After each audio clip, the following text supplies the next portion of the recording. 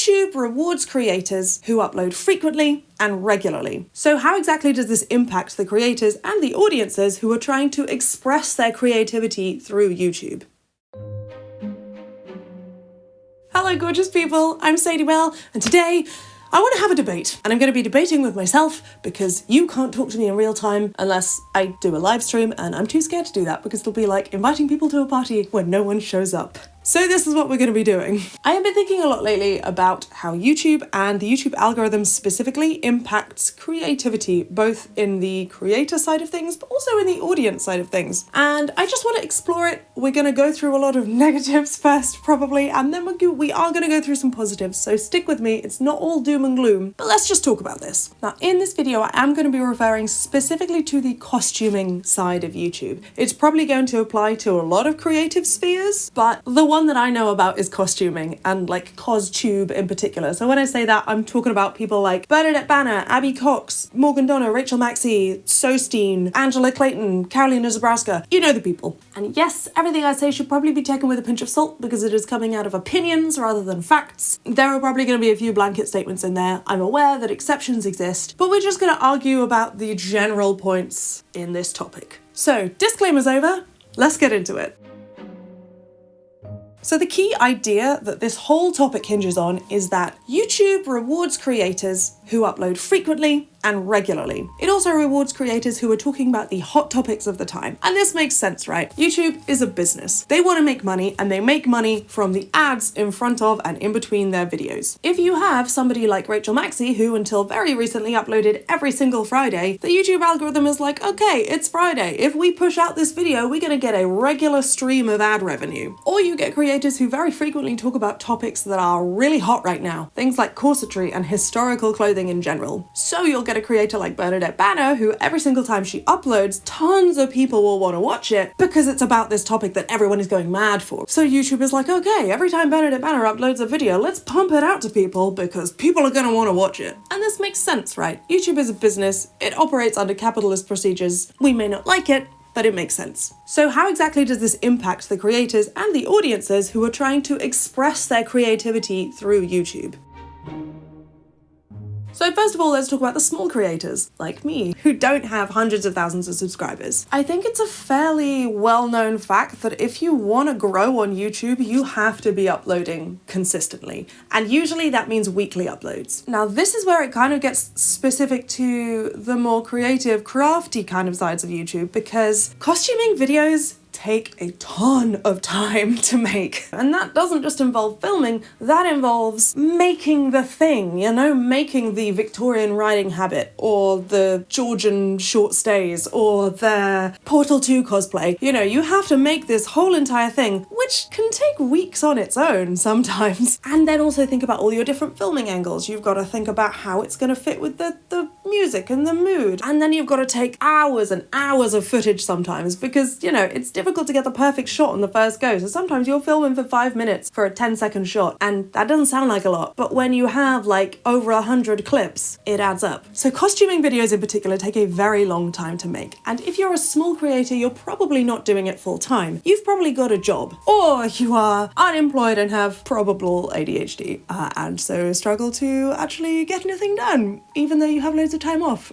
But in the general case, people are working full time because they got to have an income to support themselves. So what have you got? You've got evenings and weekends. People don't just exist in a vacuum, right? People have other interests. They have friends and family. They have other commitments. And the thing is, if you want to be a YouTube creator, yes, it does involve some sacrifice of your free time. You know, it's a hobby at the end of the day. It starts out as a hobby and you have to devote some of your time to that. That may involve saying no to friends who want to go out, or choosing to work on your video rather than watching TV. You know, this is just the natural way of having a hobby, right? But when the videos you're making are as intensive as like costuming videos, you might end up spending all of your free time doing that and sacrificing everything else. It depends how fast you're working, it depends on how big the project is, but if you're trying to get stuff out weekly, I mean, you're basically going to be spending every evening making the thing and filming the thing, which makes it takes a bit longer, and then by the time you finish, maybe you've got the weekend to edit it, and then we're back to work on Monday. So these smaller creators who really want to grow and want to do that weekly upload, and I'm very much not including myself in this because I do want to grow, but my goodness, I do not have a weekly upload schedule. They end up overworking themselves to the point of like breakdown sometimes,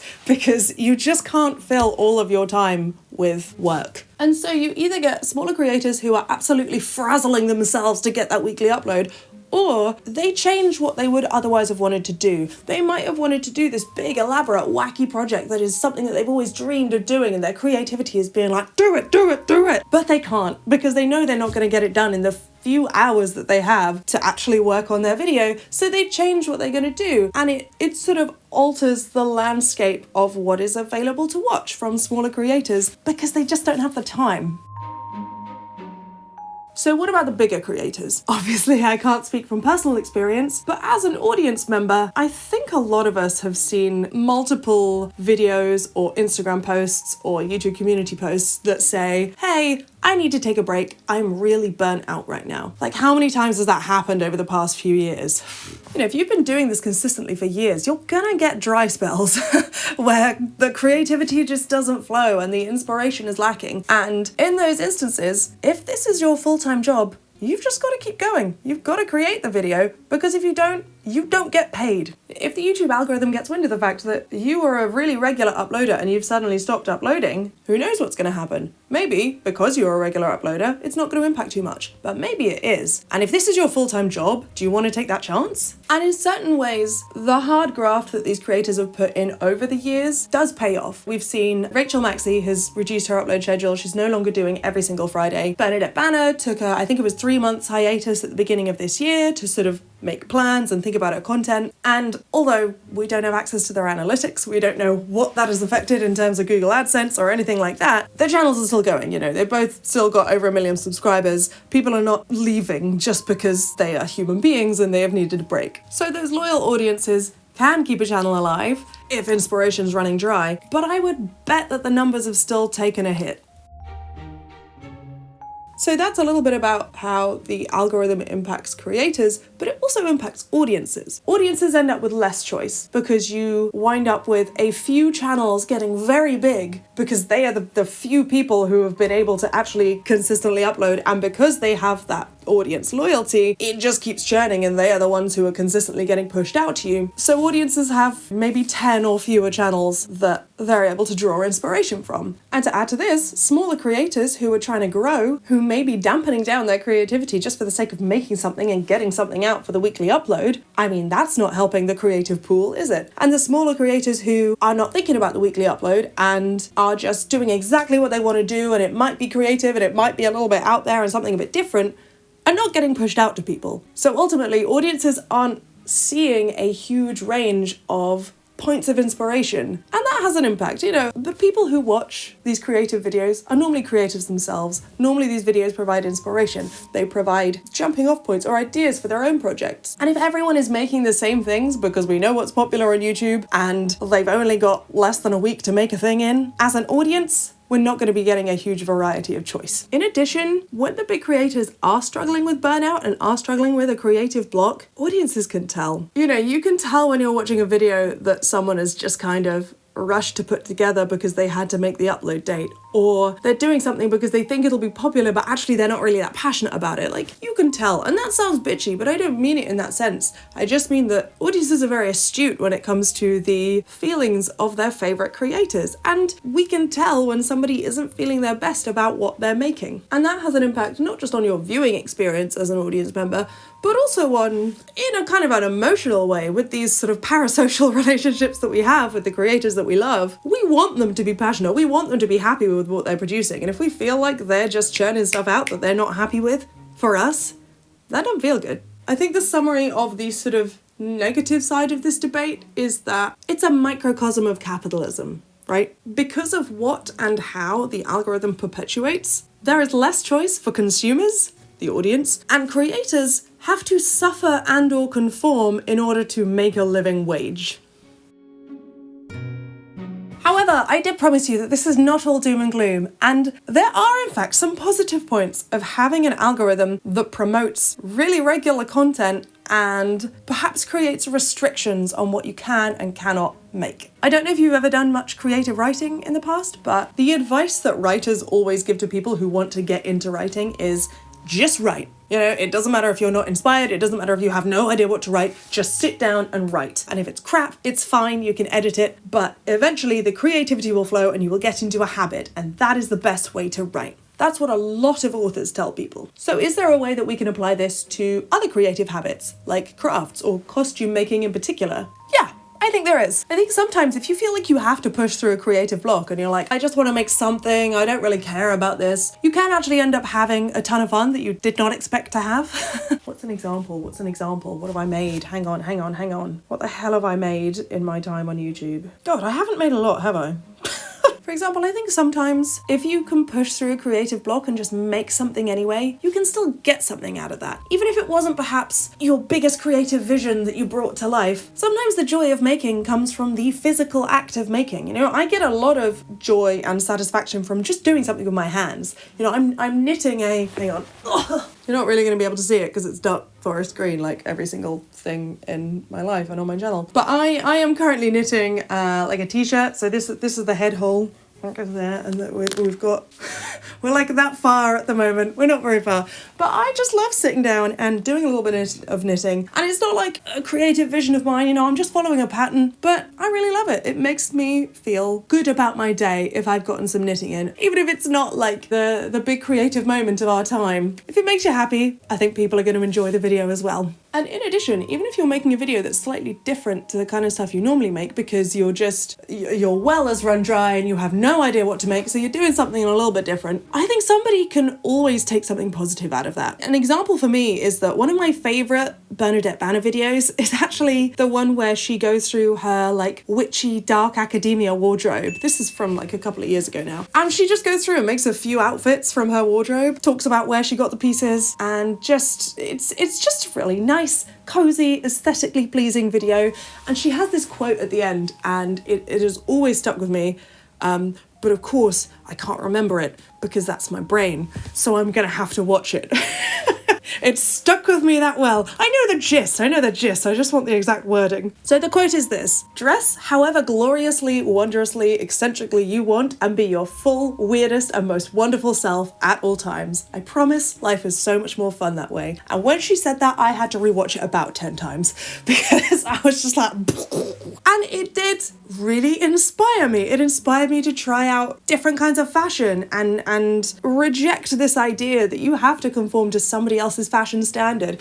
And it got me making my own stuff, making historical stuff. It effectively got me to start this YouTube channel. And although my channel has evolved into something that is quite different to Bernadette's, that sentiment of hers is like the constant sort of burning fire behind what I do, right? It's this idea of just being yourself and other people accepting you for exactly who you are. And crafts and costume making and clothing is a way to express that. And that is a way to put your stamp on this world, you know? And you can tell I'm really passionate about it because I'm absolutely going off on one. And that is from a video that was not her typical thing, you know? That's more of a sort of a fashion influencer type video. She wasn't making something. She wasn't even particularly doing anything all that historical, although a lot of her outfits were sort of a bit historically inspired. But it resonated with me. And I am sure that there are videos out there that the creator doesn't really think of all that much when they think of their typical content, but have absolutely changed people's lives. And even I see this on a smaller scale as a creator. Sometimes if I'm not feeling particularly creatively charged, or if I have a project and I'm just putting off editing it,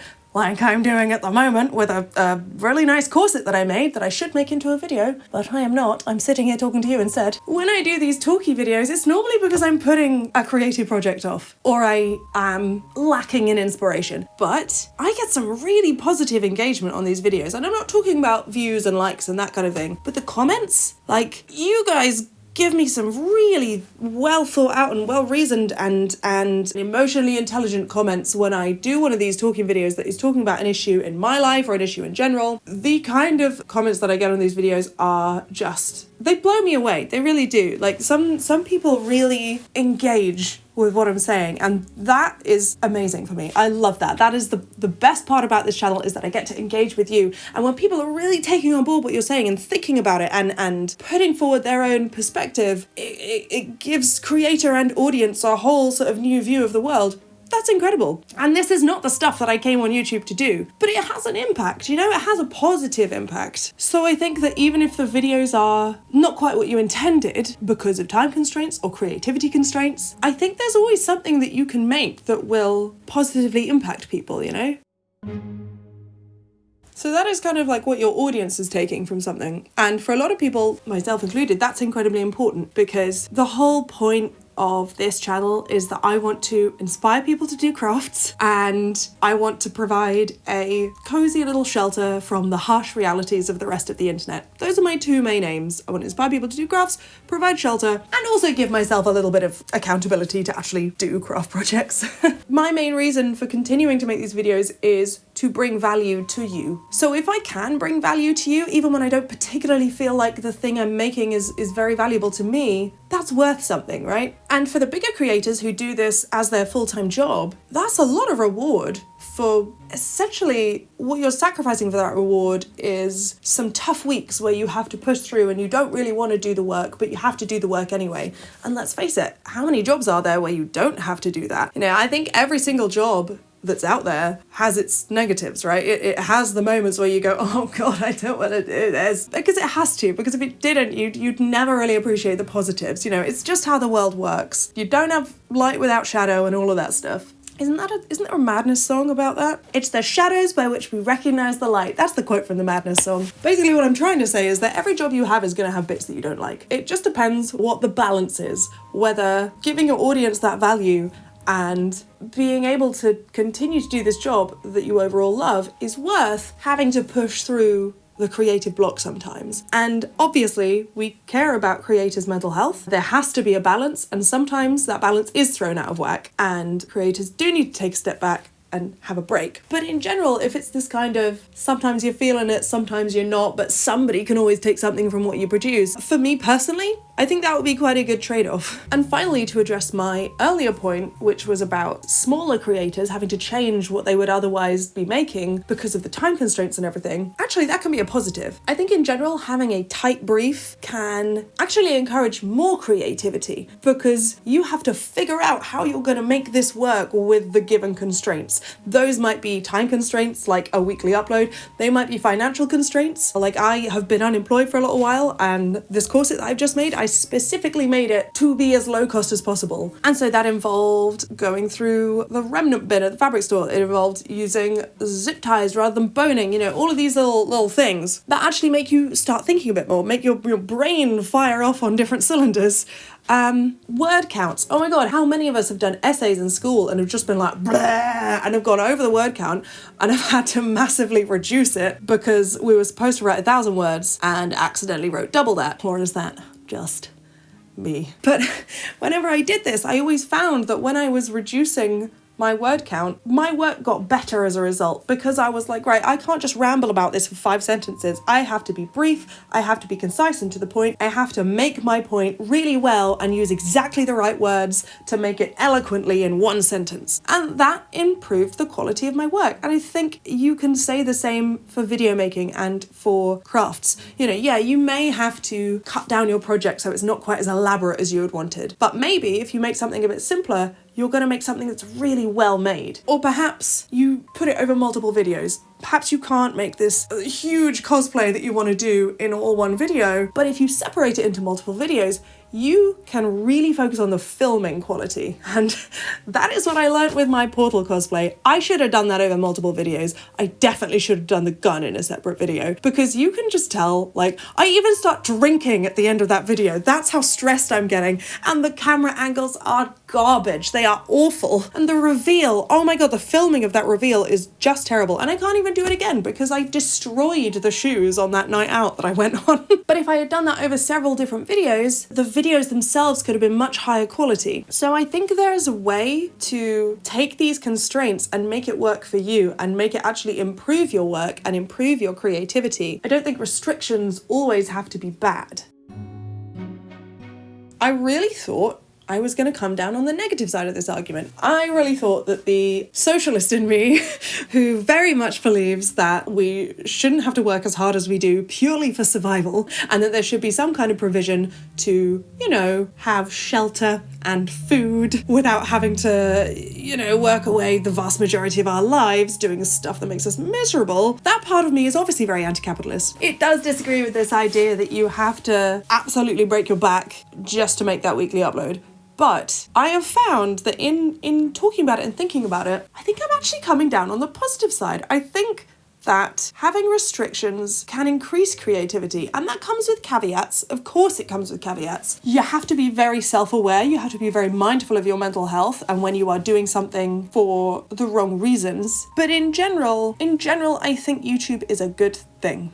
I think it's a good thing, it's a good place for creators, and maybe that's naive. Maybe people who know a lot more about it, people who have been doing this for like a decade and have got millions of subscribers, maybe they are a bit more jaded than I am. But in general, I think it's a good thing. I think it's working the best that it can in the society that we live in, you know? I think it's incredible that there is a platform out there that allows people to get paid to be creative without having to start their own businesses and sell their work, because that has its own issues. I'm not saying I'm pro YouTube algorithm, but I think that you can always take positives out of a situation. And I think there definitely are positives to take out of this. And I don't think the YouTube algorithm is killing creativity. I think it's maybe telling creativity to go home and change clothes and come back and look a bit different, but I don't think it's killing it. I think it is forcing people to be creative in ways that perhaps they didn't expect to have to be, but that isn't necessarily a bad thing.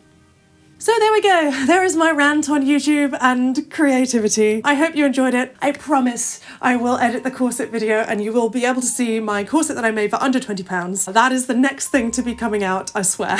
I've also started uploading a bit more. I say a bit more. I've uploaded one more video to my gaming channel, but I'm about to record a few more, so there is going to be more of that coming in the future. So if you enjoy gaming or just hanging out with me, head over there and subscribe. That would be really lovely. And I will see you next time for more Cozy Chaos. Bye! I have been thinking a lot lately about the subject of how YouTube... So the idea that this entire... Oh, helicopter. I don't know if you've ever... It's just a joy in doing something with your hand. Fuck off, Bumble! I was making a good point! I think... What were they saying? Oh, stopped. Oh my god, what was they saying? Ba-ba-da-ba-da-ba-da-ba-ba.